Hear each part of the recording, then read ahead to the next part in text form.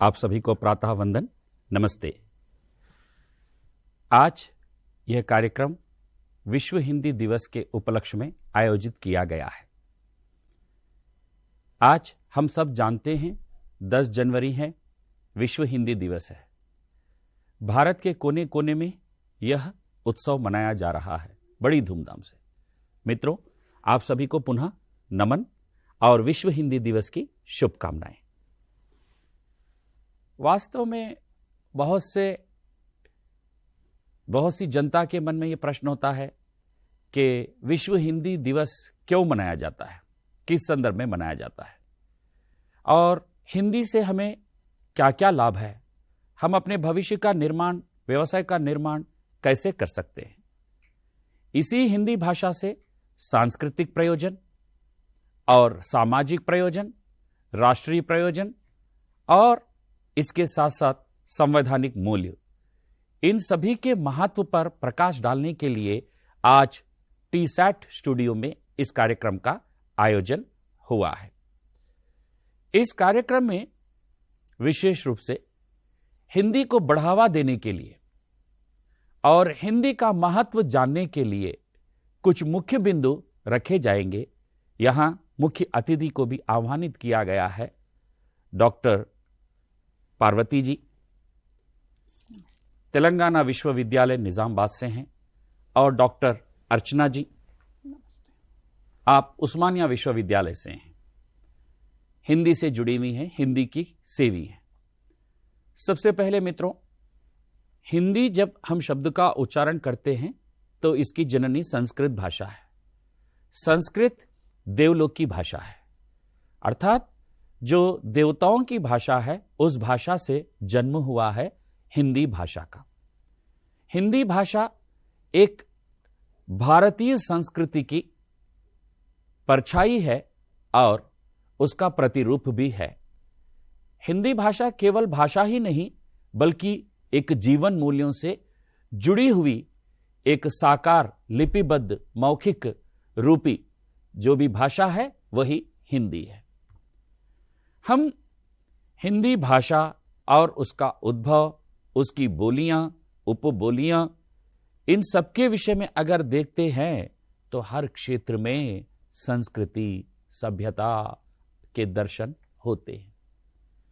ऐसी महान भाषा, ऐसी अद्भुत भाषा के हम शिक्षक बनना और हम उस क्षेत्र में हिंदी सेवी बनना हम सबके लिए बड़े सौभाग्य की बात है। ऐसी ही हिंदी भाषा का आज हम विश्व हिंदी दिवस मना रहे हैं, यह भी हम सबके लिए बड़ी खुशी की बात है। हाँ, तो ये हिंदी दिवस क्यों मनाया जाता है, इसकी घोषणा कहां से हुई, किसके स्मरण में यह मनाया जाता है। हम सब जानते हैं 10 जनवरी 1975 को नागपुर में विश्व हिंदी सम्मेलन का आयोजन हुआ था। उसी की स्मृति में हिंदी दिवस मनाया जाता है सारे भारत में और विश्व के अनेक देशों में। और दूसरी बात हम देखते हैं, इसका मुख्य आशय क्या है। इसका आशय हिंदी के महत्व पर प्रकाश डालना, हिंदी के प्रचार प्रसार को बढ़ावा देना और हिंदी को अपनाना, अहिंदी भाषियों को हिंदी सिखाने का प्रयास करना और हिंदी की रचनाएं लिखते रहना, चाहे वो कविताएं हो चाहे वो गद्य हो। हमें हिंदी को बढ़ावा देने के लिए, हिंदी का क्षेत्र और भी व्यापक बनाने के लिए निरंतर प्रयास जारी रखने चाहिए। इस संकल्प से हमें कटिबद्ध होना चाहिए। मित्रों, अब हम हिंदी का जो है, सबसे पहले एक क्षेत्र है व्याकरण का और एक क्षेत्र है साहित्य का और एक क्षेत्र है अनुवाद का और एक क्षेत्र है सृजन का। इस तरह हम देखेंगे तो हिंदी विविध क्षेत्रों में आज व्यापक होती जा रही है। सबसे पहले कहा मैंने व्याकरण का, क्योंकि कोई भी भाषा व्याकरण के बिना सशक्त नहीं हो सकती। हिंदी भाषा के चाहे वह लिपि हो या मौखिक रूप हो, व्याकरण के नियम इतने सुंदर है, देखते ही मन मोह लेते हैं। हम इस व्याकरण को मुख्य रूप से 3 भागों में विभाजित कर देखते हैं। एक वर्ण विचार, और दूसरा शब्द विचार, और तीसरा वाक्य विचार। वर्ण विचार के अंतर्गत वर्ण, ध्वनि, ह्रस्व ध्वनि, दीर्घ ध्वनि और अयोगवाह की ध्वनि, इसके साथ साथ व्यंजन के अंतर्गत अल्पप्राण, महाप्राण, नासिका ध्वनि और कंठ, तालव्य, मूर्धन्य, दंत्य, ओष्ठ्य, इसके उपरांत कंठोष्ठ, दंतोष्ठ, और इस तरह से हम तरह तरह के ध्वनियों को हम इसमें देखते हैं, जो आधुनिक के साथ साथ प्राचीन के साथ साथ वैज्ञानिकता से जुड़ी हुई है ये ध्वनियां। वर्ण विचार, ध्वनि विज्ञान और मात्राओं का क्रम, इसके साथ संयुक्ताक्षर, द्वित्वाक्षर और विशेषकर बिंदी, अनुस्वर हैं, अनुनासिक हैं, तल बिंदी भी हैं, आगत स्वर हैं। अपने इतनी विशेषताओं से महकाने वाली कोई भाषा है इस विश्व में तो वह हिंदी है, हिंदी है, हिंदी है। मित्रों, और एक विषय जो शब्द विचार हमने कहा, शब्द विचार के अंतर्गत भी हमने विशेषकर विकारी शब्द, अविकारी शब्द, विकारी में हमने संज्ञा, सर्वनाम, विशेषण, क्रिया, अविकारी के अंतर्गत क्रिया विशेषण, समुच्चय बोधक, संबंध बोधक, विस्मयादि बोधक, तरह तरह के प्रकारों को हमने देखा है। अगर हम अन्य भाषा से कहीं तुलना करते हैं तो हिंदी कभी कमजोर नहीं होती, सबके सामने हंसती रहती है, मुस्कुराती रहती है, वो अपनी सुगंध फैलाती रहती है और विश्व बंधुत्व की ओर अपने कदम बढ़ाती रहती है। वो कोई भाषा है तो वह हिंदी है, हिंदी है, हिंदी है। मित्रों, इसी में हमने उपसर्ग, प्रत्यय और तरसंधि, समास, लिंग, वचन, क्या क्या रूप देखे व्याकरण के। हर रूप में वह अपनी शोभा बढ़ाती है, कहीं अपने रूप में शोभा में कमी होने नहीं देती। ऐसी भाषा कोई है तो वह हिंदी है, हिंदी है, हिंदी है। मित्रों, जब हमने वाक्य विचार कहा, अर्थ की दृष्टि से वाक्य बताए और रचना की दृष्टि से वाक्य बताए और काल की दृष्टि से वाक्य बताए, सकारात्मक नकारात्मक वाक्यों की बौछार की, तो वो कोई भाषा है तो हिंदी है, हिंदी है, हिंदी है। तो हम क्या कहें, कितना भी कहें कम ही है। हिंदी का जो अपना रूप है, अपनी शक्ति है, उसी से वो आगे बढ़ती जाती है, सबके मन को मोहती जाती है। यह व्याकरण का जगत था। व्याकरण के अपने जगत से सारे विश्व को वह महकाती है, सारे विश्व को महकाती है, वह हिंदी है। तो मित्रों, आज हम अपनी हिंदी की विशेषताओं पर कुछ प्रकाश डालते हैं। इसमें प्रकाश डालते समय हमने कुछ अंशों पर, जैसे सबसे पहले हमने कुछ प्रकाश व्याकरण पर डाला है संक्षेप में, और आगे हम देखते हैं तो आपके सामने एक प्रश्न आता है, सर हिंदी विश्व व्यापक बनी है, आज हिंदी दिवस मनाया जा रहा है, और भी हिंदी को सशक्त बनने के लिए क्या क्या कार्रवाइयां चल रही हैं। हां, सही है, क्योंकि जब तक अनुवाद का क्षेत्र सशक्त नहीं होता तब हम अन्य देशों से जुड़ने में कुछ कम रह जाते हैं, कुछ पीछे रह जाते हैं।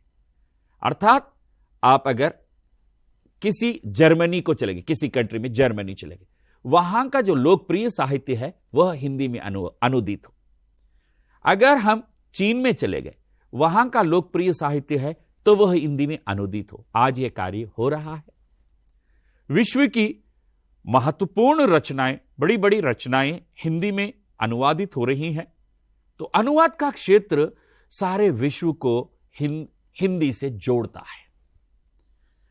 है, क्योंकि हम अन्य भाषा के साहित्य को अपने में नहीं समा लेते, उसे हम जब तक अपना नहीं लेते, उसे जब हम हिंदी के रूप में अनुदित नहीं कर लेते, तब तक हमारी हिंदी उस देश से जुड़ने में कुछ पीछे रहती है। जब हम उस राष्ट्र के, उस देश के साहित्य को अपनाकर अनुवाद कर देते हैं तो वहां की लोकप्रियता हिंदी के प्रति बढ़ जाती है। मित्रों, अनुवाद का क्षेत्र अत्यंत महत्वपूर्ण है हिंदी को विश्व भाषा बनाने में। तो ये क्षेत्र कैसे कार्य करता है, कैसे कर रहा है, इस पर कुछ प्रकाश डालेंगे।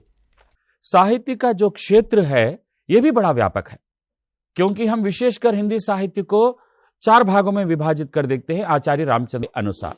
एक आदिकाल और दूसरा भक्ति काल, फिर अगला रीतिकाल, चौथा आधुनिक काल, और यह वीर गाथा काल जो कहते हैं हम, जिसे आदिकाल भी हम कहते हैं, उसने हिंदी को कैसे बढ़ावा दिया, हिंदी की नींव वहां कैसे डाली गई, रासो काव्य ग्रंथों की क्या प्रामाणिकता है, उसका क्या महत्व है। और आगे हम जब आदिकाल का साहित्य समाप्त होते गया, भक्ति काल का जैसे ही आरंभ हुआ है, तो भक्ति में हमने देखा 2 शाखाएं, एक निर्गुण शाखा और दूसरी सगुण शाखा। निर्गुण शाखा में हमने 2 शाखाएं देखी, एक संत संप्रदाय, दूसरा सूफी संप्रदाय। और सगुण में भी 2 शाखाएं देखी थी, राम भक्त शाखा, कृष्ण भक्त शाखा। भक्ति के अनुपम अपूर्व योगदान से हिंदी का विकास भक्ति काल में हुआ है। विशेषकर तुलसीदास, कबीरदास, मीराबाई और सभी जो भक्ति के जितने भी साहित्यकार थे, हिंदी को अपनी साहित्यिक रचनाओं से निखारा है। आज भी हम कहते हैं जो हिंदी साहित्य का कोई स्वर्णिम युग है तो भक्ति काल है, भक्ति काल है। इसके आगे हम हिंदी के जो अगले जो काल पर हमने प्रकाश डाला था वो था रीति काल। रीति, जिसे श्रृंगार काल भी कहा गया, अलंकार काल भी कहा गया, और रचनाओं का एक अद्भुत काल भी कहा गया है, क्योंकि यहां का साहित्य 3 भागों में विभाजित हुआ। आगे हमने देखा आधुनिक काल। आधुनिक काल में छायावाद, रहस्यवाद, प्रगतिवाद, प्रयोगवाद, हालावाद, तरह तरह के वादों को लेकर भी हमने देखा है। तो मित्रों, अपने साहित्य से अपनी विशेषताएं महकाने वाली भाषा है तो वह हिंदी है, हिंदी है, हिंदी है। ऐसे साहित्यिक अंशों पर, हिंदी की ऐसी साहित्यिक विशेषताओं पर प्रकाश डालने के लिए हम आह्वानित करते हैं डॉक्टर अर्चना जी को। नमस्कार, आप सबको हिंदी दिवस की हार्दिक शुभकामनाएं।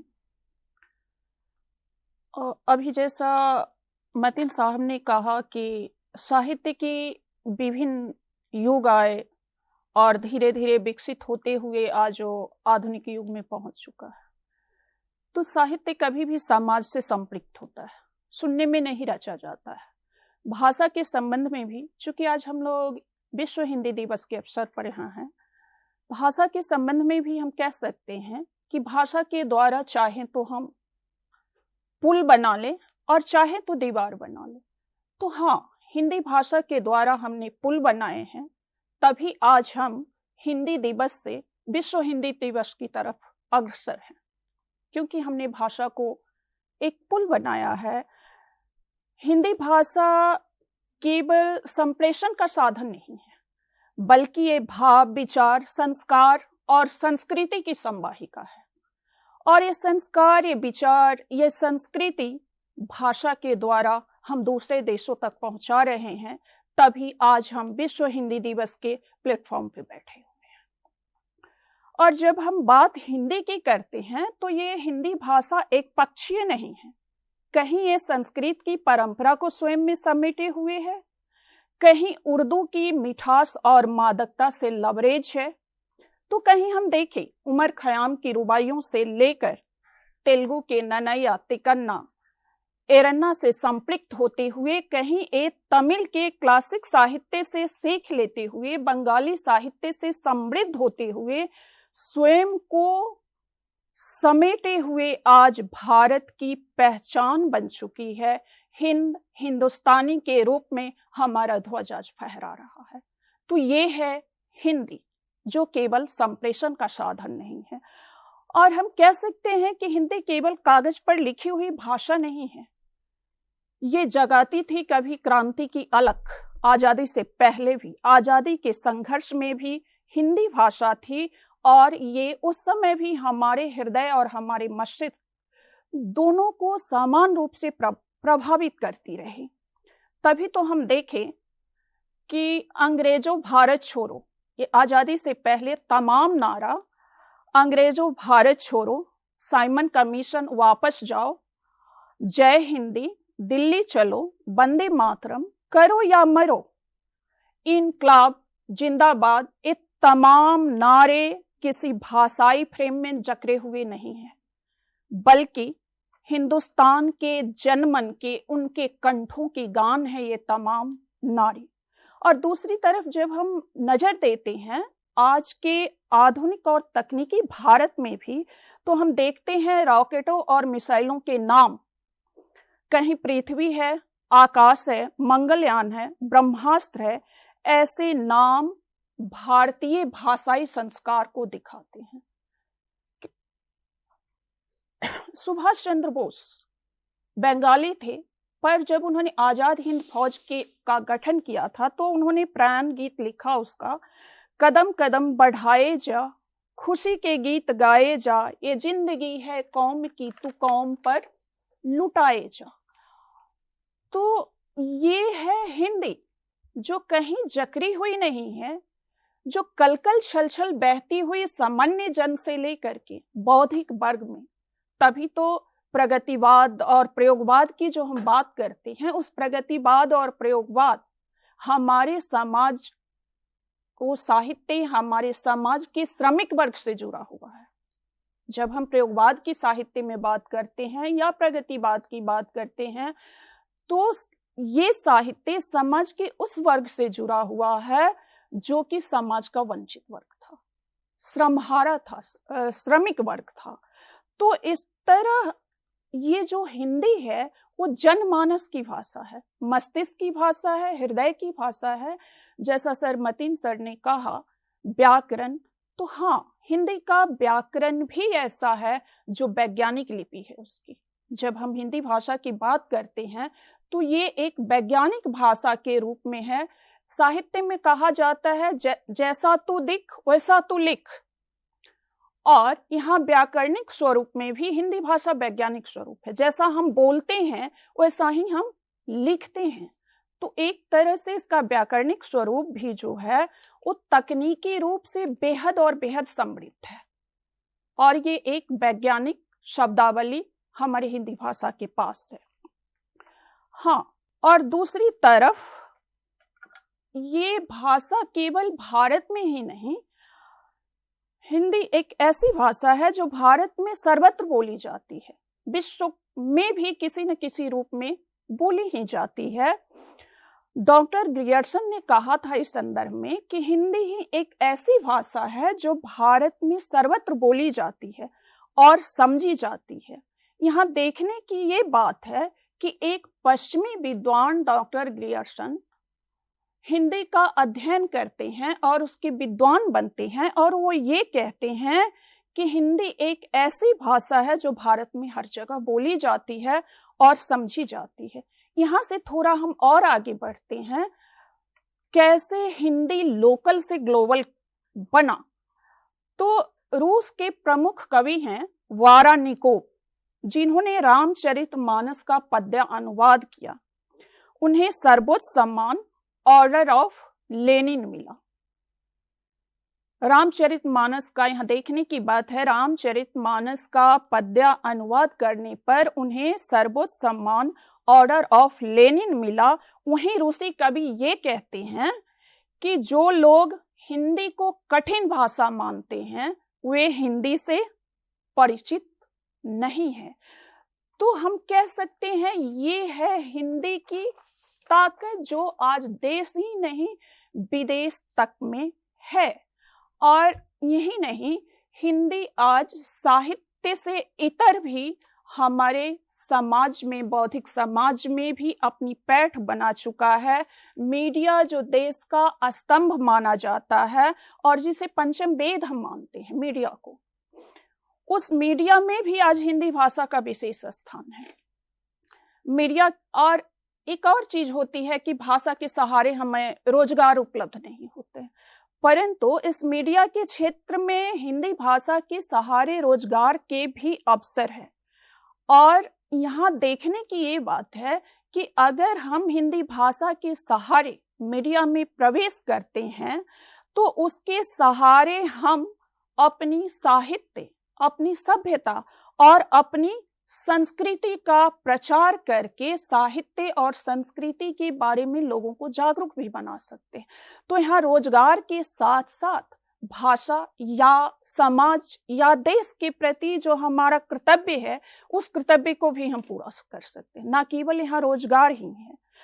और एक और चीज है कि फिल्मों ने भी हिंदी भाषा को एक नवीन मुकाम दिया है।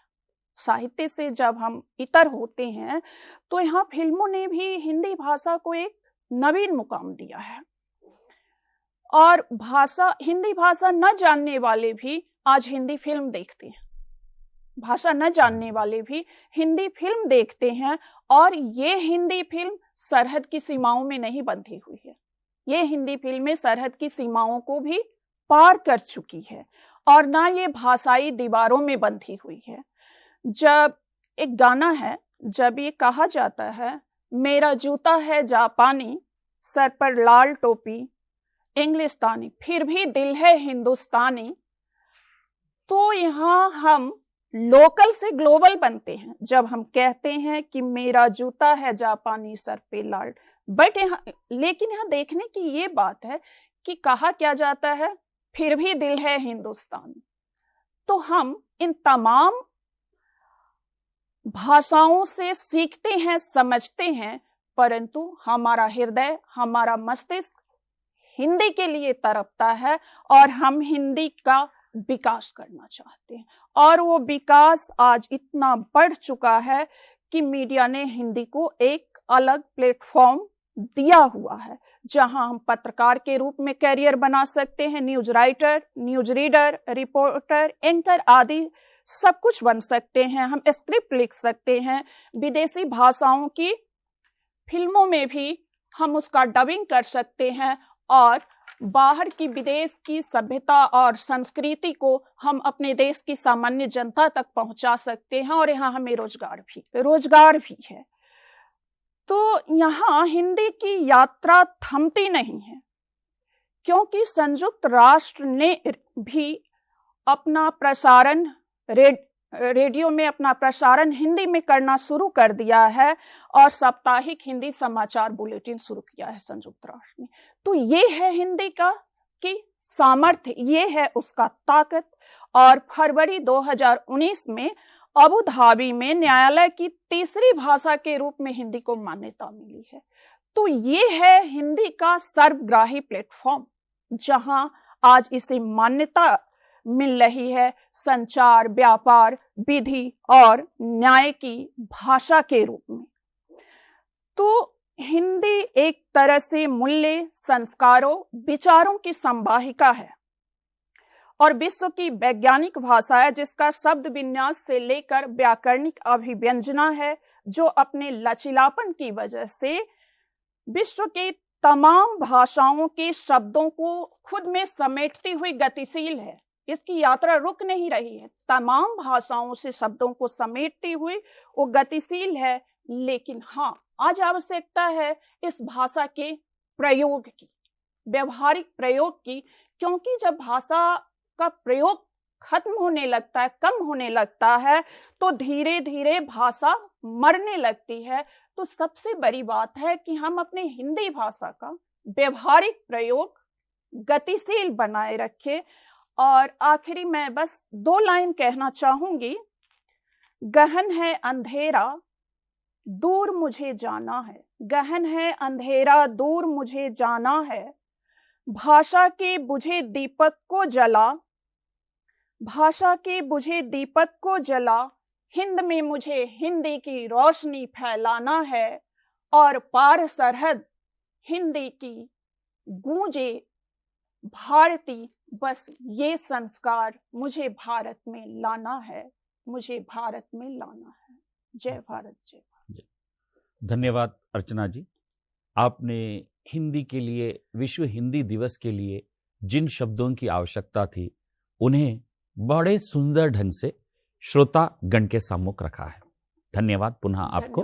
धन्यवाद, नमस्ते। विशेषकर हिंदी के विषय में आपने कुछ अंश ऐसे बताए, एक सोशल मीडिया और दूसरा सिनेमा जगत और जो पत्रकारिता, ये जो चीजें जो बताई हैं, वास्तव में ये आज हिंदी का एक प्रमुख अंग बन चुकी है। क्योंकि हम देख रहे हैं आदिकाल, भक्ति काल, रीति काल, आधुनिक काल, हर काल में अलग अलग साहित्य देखने को मिला था।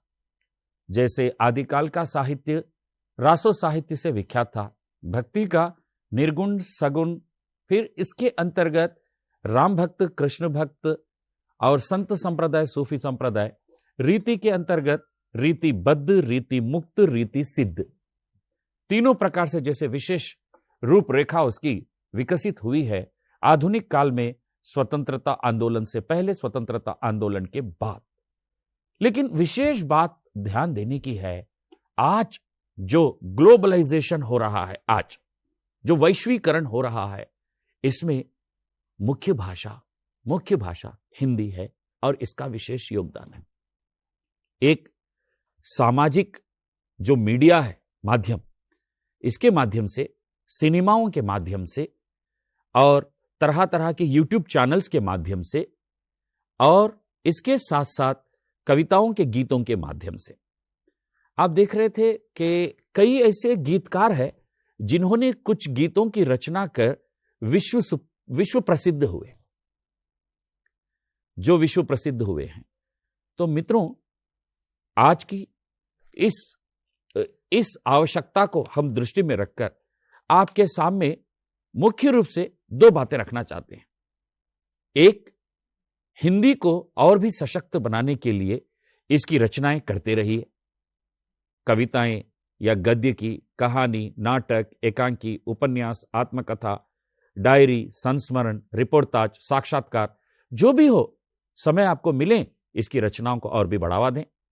और दूसरे क्षेत्र की ओर से अनुवाद के क्षेत्र को जारी रखिए, क्योंकि अगर आपकी मातृभाषा तेलुगु है तो तेलुगु की रचनाओं को हिंदी में अनुवाद करने का प्रयास कीजिए। और इसी तरह आपकी मातृभाषा तमिल है, तमिल की रचनाओं को, कन्नड़ा है तो कन्नड़ा की रचनाओं को, अगर मलयालम है, मलयालम की रचनाओं को, गुजराती है तो गुजराती रचनाओं को। भारत में जितनी भाषाएं मिलती हैं, विश्व में इतनी भाषाएं कहीं नहीं मिलती। तो जो भाषा संपदा है, उसका प्रयोग अनुवाद के माध्यम से हिंदी में हम करते रहें तो हिंदी को और भी बढ़ावा मिलेगा। केवल भारत की भाषाएं नहीं, विश्व की भाषाओं को भी लेकर हम अपने अनुवाद कार्य को जारी रख सकते हैं। क्योंकि आप चाहे फ्रेंच हो या अंग्रेजी हो या लैटिन हो या अरबिक हो या जर्मन हो, इन भाषाओं के अद्भुत साहित्य का अनुवाद आप हिंदी में करने का भी प्रयास करते रहे। विश्व हिंदी दिवस को हम ध्यान में रखते हुए एक ओर अपनी हिंदी रचनाओं को बढ़ावा देते जाएं और दूसरी ओर हिंदी के अनुवाद को भी बढ़ावा देते जाएं। हम कामना कर सकते हैं कि आने वाले भविष्य में यह पूर्णतः विश्व भाषा का रूप धारण कर सकती है। आज अच्छी चर्चा हो रही है, हिंदी दिवस का अवसर है, विश्व हिंदी दिवस का अवसर है, बड़ी सुंदर चर्चा इस पर हो रही है। हमने अभी कहा था कि अनुवाद का क्षेत्र काफी व्यापक है। अनुवाद जो है अन्य भाषाओं को अपने में समा लेता है। अनुवाद का क्षेत्र जितना सशक्त होता जाएगा उतना ही हिंदी व्यापक होती जाएगी। इस विषय पर भी हमें ध्यान देना चाहिए। मित्रों, इससे संबंधित, इससे जुड़ी और कुछ विश्व हिंदी दिवस से जुड़ी हुई कुछ बातों को सामने रखेंगी डॉक्टर पार्वती जी। धन्यवाद सर। आज हिंदी भारत में ही नहीं बल्कि विश्व में अपना स्थान बना चुकी है। विश्व स्तर पर इसकी पहचान हो रही है। इसका कारण ये है कि हिंदी सर्वगुण संपन्न है और हिंदी में बहुत सारे सुअवसर आ रहे हैं। और इस बात को भी हमको जानना बहुत आवश्यक है कि हिंदी विश्व में किस तरह फैली, विश्व में किस तरह से वो अपनी पहचान बना चुकी है और बना रही है और एक शीर्ष पर जाने का प्रयत्न वो कर रही है। इसको जानने के लिए ये भी जानना बहुत ज़रूरी है कि हमारे जो भारतीय थे आज़ादी से पहले और जब अंग्रेज़ यहाँ पर थे तो उस समय कई लोगों को उन्होंने विदेश ले गए अपने स्वार्थ के लिए, अपने स्वार्थ अर्थात अपने कई मजदूरों को यहाँ से वो ले गए। उनका उद्देश्य था कि ये लोग वहाँ पर रहें और उनकी देश की सेवा करें। हमारे जो भारतीय गरीब लोग थे उन्होंने बंधुआ मजदूरी स्वीकार की और उनके साथ जाने का निर्णय भी लिया, लेकिन जाते जाते समय उन्होंने अपने साथ गीता रामायण को अपने साथ ले गए, अपनी भाषा को साथ ले गए और वहीं पर भी बस गए और उस भाषा का वो अध्ययन करते रहे, धार्मिक ग्रंथों का अध्ययन करते रहे, उसका प्रचार प्रसार करते रहे। वहाँ पर रहते हुए उन्होंने अपनी भारतीयता को, अपने मूल को, अपनी भाषा को वो नहीं भूले और उसका विकास वो करते रहे। आज भी वो लोग भारतीय भाषाओं में रचनाएं करते हैं और हिंदी को समृद्ध बना रहे हैं। और भी कई हमारे जो भारतीय नागरिक है वो विदेशों में जाकर बस गए हैं और प्रवासी साहित्य का निर्माण कर रहे हैं। प्रवासी साहित्य इतना सशक्त बन चुका है जो सारे समस्त विश्व को अपने में समेटे हुए है और पूरे विश्व के साथ वो आज जुड़ी हुई है। उनका जो योगदान है, सराहनीय योगदान है, उसको हम कभी नहीं भुला सकते हैं। हम बहुत प्रशंसा करते हैं प्रवासी साहित्यकारों की कि जो वे वहाँ रहते हुए अपनी भाषा में अपने सुख दुख विचारों को, अपनी स्थितियों को और विश्व की जो जानकारी है उसको अपने साहित्य के माध्यम से रख रहे हैं। तो इस तरह से जो हमारी जो हिंदी भाषा है भारत में नहीं बल्कि विश्व में वो व्याप्त हो रही है। और एक बात कहना चाहूँगी कि ये जो भाषा है, यह जो भाषा हिंदी भाषा इतनी लोकप्रिय हो रही है कि इसे विदेशी लोग रुचि से पढ़ने की कोशिश कर रहे हैं। हमारी ज्ञान संपदा भरपूर है। इस ज्ञान संपदा को हमारी हिंदी भाषा की जननी जो संस्कृत भाषा है उसको भी जानने के लिए हमारे वेदों का ज्ञान, हमारे जो अर्थशास्त्र का ज्ञान है, हमारा जो ज्ञान है वो बहुत महत्वपूर्ण ज्ञान हमारी भाषा में है। तो इस ज्ञान को जानने के लिए विदेशियों की जो उत्कंठा, जो उत्साह है वो निरंतर बरकरार रह रहा है। वे इसके प्रति आरंभ से ही रुचि रखते हैं और इनको जानकर आश्चर्य होगा हम अपनी भाषा के प्रति जितने सचेत नहीं हैं, बल्कि विदेशी जो लोग हैं, विदेशी जो विद्वान हैं, उन्होंने हमारी भाषा का अध्ययन किया और इस अध्ययन के माध्यम से उन्होंने हमारा जो ज्ञान है वो अपने साथ रखते हैं और अपना लाभ उठाते हैं, अपने विश्व को भी उसका ज्ञान देते हैं। तो हम जो हिंदी भाषा का जो महत्व है वो हमको जानना होगा, क्योंकि हम तो राजभाषा के रूप में इसको मनाते हैं। ठीक है, राजभाषा तो है ही, लेकिन विश्व भाषा के रूप में भी इसको प्रचारित करना है। तो इसका भी जो दायित्व है हम पर बनता है, इसका मान और सम्मान हमको करना होगा। और एक बात कहना चाहूँगी, जो हिंदी जो भाषा है अपने ही देश में वो पराई होती जा रही है। लोग इसको उतना आदर नहीं दे रहे हैं जितना विदेशी भाषा को देते हैं।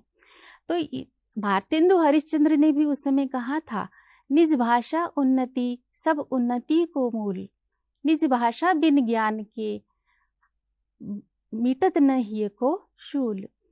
अर्थात अपनी भाषा को, अपनी भाषा में शिक्षा प्राप्त करें, अपनी भाषा को महत्व दें, तभी हम जाकर और अच्छे विद्वान बन सकते हैं, अच्छे ज्ञानी बन सकते हैं। क्योंकि अपनी मातृभाषा में अपना जितना ज्ञान हम प्राप्त कर सकते हैं विदेशी भाषा में हम नहीं कर सकते हैं। तो अपनी भाषा को भी हमें सम्मान देना होगा, मान देना होगा।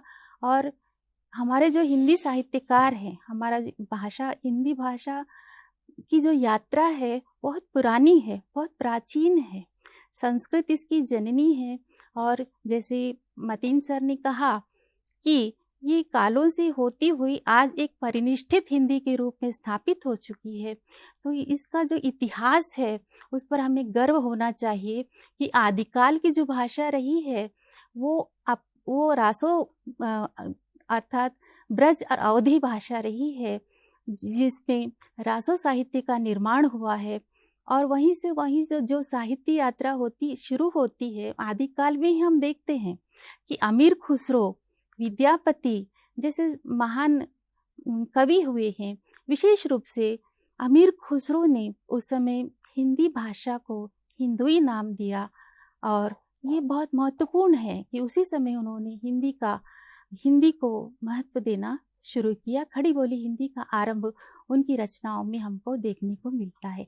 तदुपरांत भक्ति काल में भी हम देखते हैं निर्गुण हो या सगुण, निर्गुण के अंतर्गत कबीर की जो भाषा रही है वो जन भाषा रही है। जन भाषा रही है, उन्होंने किसी एक भाषा का सहारा नहीं लिया, बल्कि लोगों की जन प्रचलित भाषा है उसी को लिया, और व्यवहारिक भाषा के रूप में वो इतनी लाभ प्रदान कर रही है, करती हुई आ रही है, आज भी वो प्रासंगिक है जी। और उसके उपरांत जो साहित्यिक भाषा के रूप में हम देखते हैं सगुण में तुलसी और सूर की जो भाषा है वह भी परिनिष्ठित भाषा है। वो भाषा के क्षेत्र में भी उन्होंने भाषा हो या विषय हो उसमें भी उन्होंने अपनी एक छवि स्थापित कर दी है। तभी तो हम कहते हैं कि भक्ति काल का स्वर्ण युग निर्गुण और सगुण दोनों ने मिलकर एक छवि हम पाठकों के सामने रखी है जी। जिसके कारण भक्ति काल को स्वर्ण युग भी कहा जाता है जी। रीति काल को भी हम देखते हैं कि काव्य के जो नियम थे उन नियमों का पालन करते हुए रीति ग्रंथों का उन्होंने निर्माण किया, और वो भी हमारे अद्भुत बहुत ही अद्भुत रचनाएं हमारे सामने उन्होंने रखी है, समृद्ध किया है। इसीलिए जो काल है हिंदी साहित्य के जो काल है वो कालजयी काल है। इसके उपरांत हम आधुनिक काल में हम आते हैं तो भारतेंदु हरिश्चंद्र को भी हम नहीं भूल सकते। उसके बाद छायावाद, प्रगतिवाद, प्रयोगवाद, और आज हम समकालीन में देखते हैं कि हिंदी जो भाषा है वह आप हमारे सामने है और एक सुंदर रूप में वो हमारे सामने आती है। धन्यवाद। धन्यवाद जी, आपने अच्छे विचार रखे हैं। वास्तव में जो भी भाषा हो व्यवहार में हम जितना अधिक लाएंगे उसका प्रचार प्रसार उतना ही होगा। व्यावहारिक रूप से भाषा को सशक्त बनाने के प्रयास और भी हमें करने हैं। विदेशी भाषा के साथ साथ अपनी जो निज भाषा जो है हिंदी का व्यवहार में प्रयोग अधिकांश करना हमारा परम कर्तव्य बनता है। मित्रों, इस कार्यक्रम में इस मंच पर आपको शुभकामनाएं देने के लिए और अपने विचार आपके सम्मुख रखने के लिए श्रीमती अनुराधा जी आई हुई हैं। हम उनसे कहते हैं कि वे अपने विचार हिंदी शिक्षकों के सामने और हिंदी अभिलाषियों के सामने रखें। नमस्कार, आप सभी को विश्व हिंदी दिवस की शुभकामनाएं। हिंदी हमारी तेलंगाना राज्य के त्रिभाषा सूत्र के अंतर्गत द्वितीय भाषा के रूप में हम सब उसका प्रचार और प्रसार कर रहे हैं। 2025 का थीम है, हर साल हिंदी विश्व दिवस के अंतर्गत एक एक थीम बनाया जाता है, और इस साल का थीम है हमारे एकता और सांस्कृतिक गौरव की वैश्विक आवाज। हमें उसी में बताया गया है कि वैश्विक स्तर पर, विश्व स्तर पर हमारी संस्कृति, हमारा गौरव, हमारी एकता और हिंदी की प्रचार व प्रसार में हम सब जुट जाए। विश्व हिंदी दिवस और हिंदी दिवस में अंतर क्या है? बहुत जनों के लिए दिल में यही आवाज रहती है कि अंतर क्या है। तो हिंदी दिवस जो है वो हमारी हिंदी को राजभाषा के रूप में भारत में लागू करने का दिवस है, और विश्व हिंदी दिवस जो है सारे विश्व भर में हिंदी के प्रसार प्रचार में जुट जाने का। और इनका इस विश्व हिंदी दिवस का आरंभ किया है हाल ही में स्वर्ग पधारे हुए हमारे तत्कालीन प्रधानमंत्री श्री मनमोहन सिंह जी। तब से 2006 से लेकर अब तक हर साल विश्व हिंदी दिवस इसी प्रचार व प्रसार के माध्यम से ही मनाया जा रहा है। अब हम विश्व में हिंदी प्रसार व प्रसार करने की बात कर रहे हैं। हमारा गौरव है कि हम तेलंगाना राज्य के हिंदी अध्यापक के लिए नियुक्त किए गए हैं। हमारे सौभाग्य से हमें ये गौरव मिला है कि हम हिंदी का प्रचार व प्रसार कर सके, हमारे छात्रों को अच्छी शिक्षा और परवरिश दे सके और हिंदी का अच्छी ज्ञान जो वो दैनिक स्तर पर उसका उपयोग करे। हम सब हिंदी अध्यापकगण हिंदी भाषा का प्रसार और शिक्षा देते हैं बहुत अच्छी तरह, लेकिन आज का छात्र जो है सिर्फ 45 घंटे के एक अवधि में हम लोग कितना सिखा पाते हैं, और उससे बात करने के लिए जो बातचीत के दौरान ही ये इसका हिंदी भाषा उस तक पहुंच जाती है। हर घर में हिंदी भाषा का बोलचाल हो, हिंदी में ही बात करें, तो छोटे छोटे शब्दों में, छोटे छोटे वाक्यों में जो छात्र जो जाता है घर पर, उसका हम लोग राइम्स जो उन्हें पढ़ाते हैं हिंदी में, तो वो रटते ही रहता है, उसको गाते ही रहता है, उसे गाते ही रहता है, जहाँ कहीं भी जाए उसे गाते ही हिंदी हिंदी हिंदी हिंदी। इसलिए हमारे किताबों में हिंदी पद्य गद्य के रूप में दिया गया है, गायन के रूप में उसे करना है। तो छात्र उसे अच्छी तरह पढ़ेगा, लिखेगा, सीखेगा, बोलेगा, समझेगा और हिंदी में ही बातचीत करेगा। तो हमारा दायित्व यह है ना कि सिर्फ पाठ पढ़ाए, हिंदी भाषा में ही छात्र हमसे बात करे, बाहर की दुनिया से भी हिंदी से ही जुड़े रहे, उसे कोई झिझक ही ना रहे कि हिंदी में बात करने के लिए, क्योंकि आज का छात्र एक क्षेत्र से जुड़ा हुआ नहीं है। वो आगे अपनी पढ़ाई के लिए देश भर के लिए जाना पड़ता है और उसे विश्व भर में भी जाना पड़ता है। तो देश भर में वो जहाँ भी जाएगा तो उसे हिंदी से ही बात करना है, क्योंकि अलग अलग राज्यों की अलग अलग भाषाएं होती है। उन राज्यों से इसे जुड़ना है, अपनी पढ़ाई करनी है और वहाँ का रीति रिवाजों को सीखना है, सभ्यता संस्कृति को समझना है। वहाँ के आखिर अब देखते हैं कि बस चढ़ना है, बोर्ड्स पढ़ना है, सब हिंदी में ही रहते हैं। पोस्ट ऑफिस जाते हैं, बैंकों में जाते हैं हम, तो एक अंग्रेजी रहती है, तो उसी के नीचे फिर हिंदी में भी रहता है। अंग्रेजी समझने वाला समझता है, लेकिन हिंदी समझने वालों के लिए हिंदी में भी वहाँ पर प्रिंट होकर रहता है, जो हिंदी में समझे और हिंदी में अपने कार्य करे।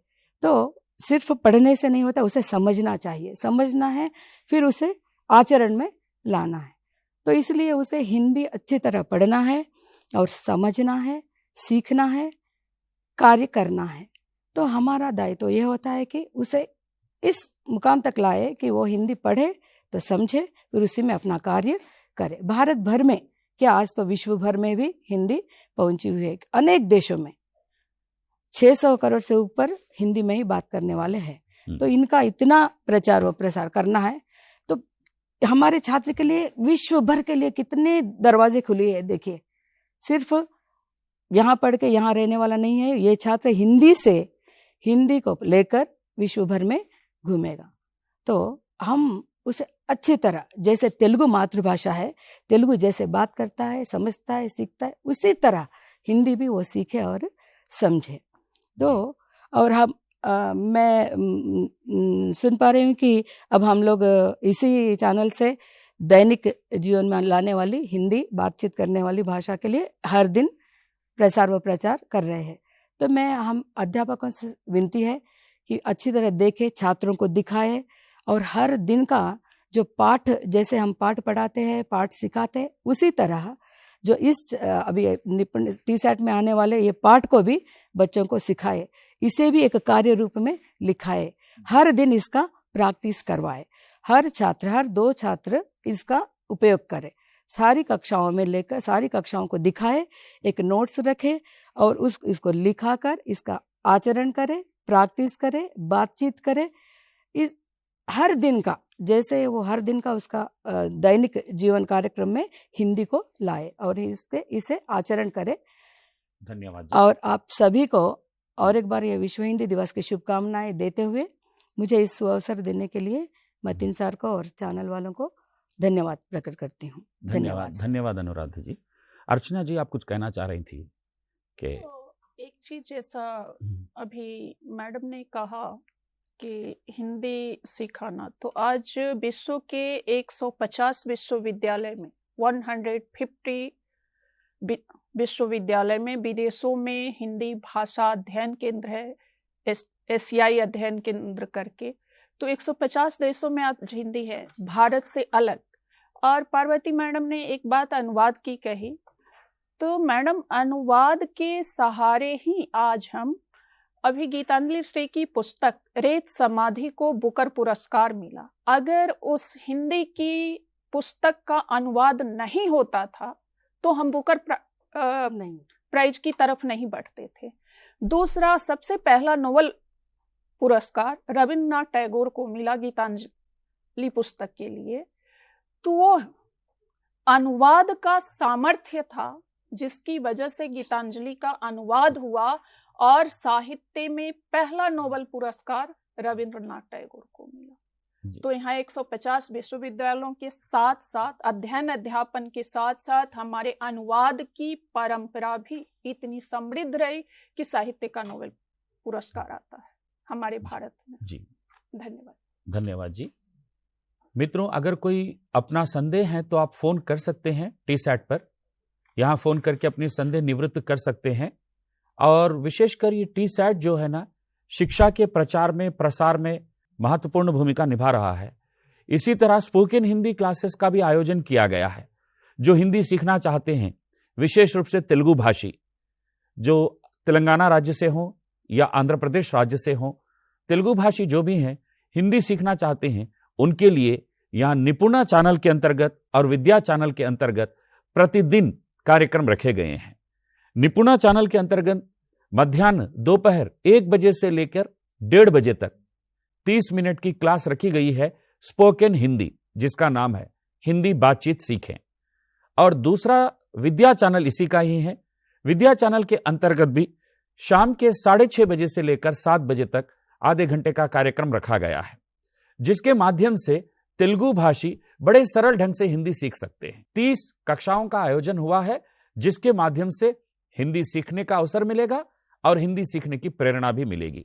यह बहुत बड़ी बात है। हम टीसैट को और निपुणा चैनल को, विद्या चैनल को हृदय से धन्यवाद देते हैं। विश्व हिंदी दिवस के अवसर पर उन्होंने इस कार्यक्रम का आयोजन किया है। तो मित्रों, इस कार्यक्रम का आप भी लाभ उठाइए, इससे लाभान्वित होइए। अभी जो बात चल रही थी विश्व हिंदी दिवस के अवसर पर, तो अत्यंत महत्वपूर्ण मुख्य बिंदु आपके सामने आए हैं, जिनमें जब तक हम व्यवहार में इसे नहीं लाते, व्यवहार में इसे बढ़ावा नहीं देते, तब तक हमारी जो कामना है वो संपूर्ण रूप से साकार होने में कठिनाइयां होगी।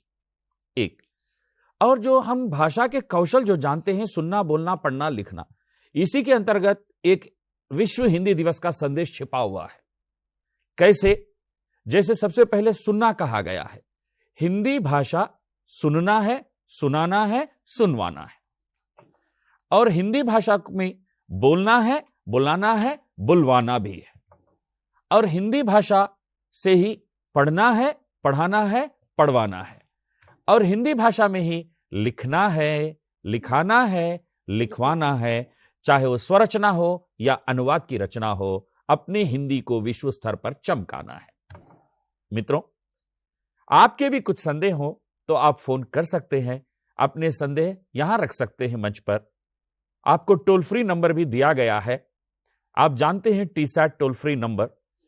लाइव प्रोग्राम के अंतर्गत आप कई बार कॉल करके अपने संदेहों की निवृत्ति करते हैं। विश्व हिंदी दिवस के अवसर पर आपको अपनी रचनाएं भी लिखनी है और अन्य रचनाओं का अनुवाद भी करना है। और धारावाहिक, जो तेलुगु के धारावाहिक है, उसे हिंदी में रूपांतरण करने का भी प्रयास करना है। वास्तव में मित्रों, तेलुगु हिंदी भी निकट की भाषाएं हैं। जैसे वर्णमाला, जैसे आ, आ, ई तेलुगु में है और हिंदी में भी समान उसी रूप में है। व्यंजन काखा गघा हिंदी में जैसे है, तेलुगु में भी वैसे ही है। और कई शब्द, लगभग 50% से भी अधिकांश शब्द तेलुगु हिंदी के मिले जुले हुए हैं।